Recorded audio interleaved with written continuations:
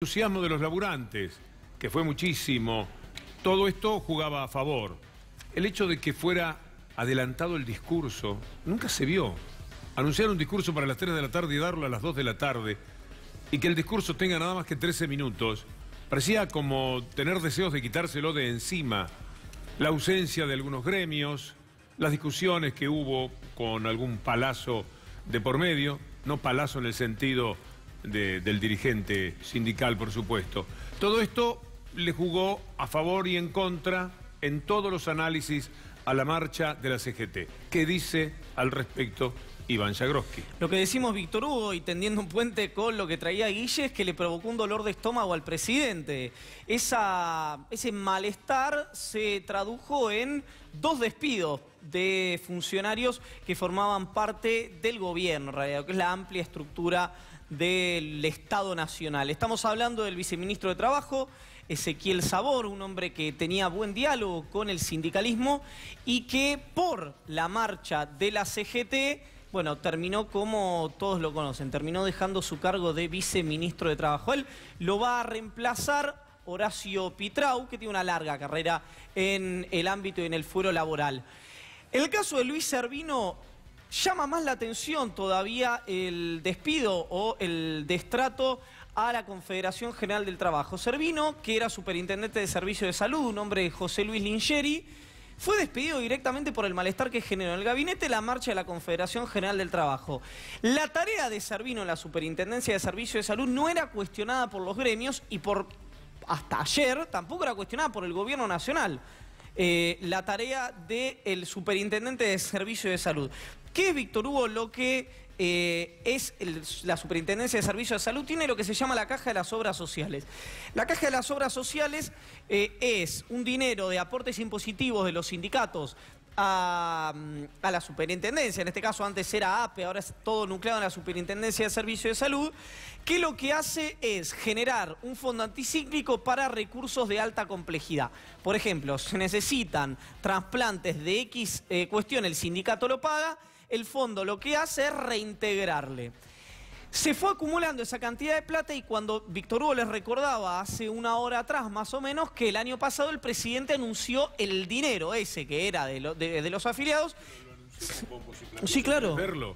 ¿Lo tenemos? Sí, claro, lo tenemos, veámoslo. sí, gracias al autor Maislin. Escuchémoslo a Macri. Hace un año nada más, para que ustedes vean el alto grado de hipocresía, la dificultad que tiene con la verdad Mauricio Macri, a propósito de lo que está diciendo Iván. Que estemos acá comprometidos a empezar un nuevo proceso, un proceso histórico. José Luis, hemos hablado mucho de esto, Luis machacó cada vez que vino acá, era las obras sociales. Es una decisión conjunta con los compañeros, es que vamos a fortalecer el sistema de salud pública. Lo tercero es fortalecer las obras sociales. Después de muchos años que se ha hablado de este tema, muchos gobiernos que pasaron, todo quedó en palabras y no se cumplió como en tantas otras cosas. No, acá queremos ser coherentes entre lo que... El grado de hipocresía a mí siempre me supera. Todos los días es como que la marca es más alta todavía. Vean ustedes la explicación que estaba dando en respecto a la importancia de las obras sociales, de que el gobierno cumpla con las obras sociales. Lo hacía después que otro gobierno no había cumplido tanto como él. Maravilloso personaje, estaba cumpliendo. Y lo decía con todos los sindicalistas sentados ahí. El que esté del lado del gobierno de esos sindicalistas es un pobre tipo. No sé cuáles son, porque de verdad que de todos ellos, al que ustedes vean del lado del gobierno, porque les está diciendo lo que les está diciendo hace un año. Y hoy, Clarín, para mostrarlo duro, porque Clarín quiere un gobierno duro, y entonces el intérprete tendría que ser Macri, dice que le quitó las obras sociales a los sindicatos. Fíjense la distancia que hay entre aquel discurso, ese, y lo que hoy está ocurriendo y que sigue contándonos Iván Jagroski.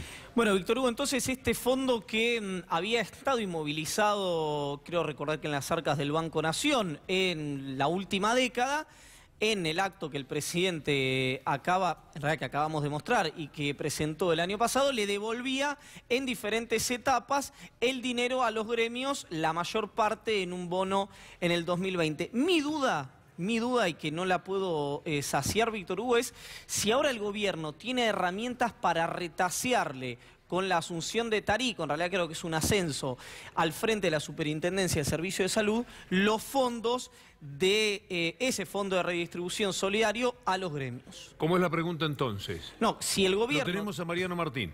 El número 1. Así que le vamos a trasladar la pregunta a él. Así es. ¿Cuál es la pregunta? Lo saludo entonces formalmente a Mariano. Es si el gobierno tiene la posibilidad de retasearle a los gremios a través de algún mecanismo estos fondos que le había brindado hace un año atrás. Mariano, buenas tardes. Buenas tardes, Mariano. ¿Qué tal, Iván? ¿Qué tal, Víctor Hugo? Hola, compañeros. Bueno, la respuesta es, hay un acuerdo firmado el año pasado. Yo, mientras los escuchaba, casi en simultáneo, venía cambiando algunos mensajes con funcionarios muy cercanos a Jorge Triaca para tratar de establecer cuáles son los próximos pasos después de este cimbronazo que representó, como bien contaba Iván recién, la salida de Luis Servino de la Superintendencia de Salud, un hombre de la máxima confianza de muchos dirigentes de la CGT, pero en particular de José Luis Lingeri. Y volviendo a la pregunta original, hoy la respuesta que dan desde el Ministerio de Trabajo es: lo que acordamos se va a pagar. Ahora, ¿cuál es la salvedad que se hace? Y que es un detalle que te diría que cambia 180 grados esta historia, es: vamos a poner una lupa mayor de la que veníamos poniendo y seguramente va a haber una revisión expediente por expediente de todo lo que estén planteando los gremios en términos de restitución de los valores pagados por estos tratamientos llamados de alta complejidad. Lo otro que es de lo que consultaba puntualmente Iván, que es este Fondo Solidario de Redistribución, que hasta el año pasado había acumulado 30.000 millones de pesos y que mediante varios mecanismos el gobierno se había comprometido a ir devolviendo, si no todo, al menos una parte sustancial, alrededor de 21.000 millones de pesos.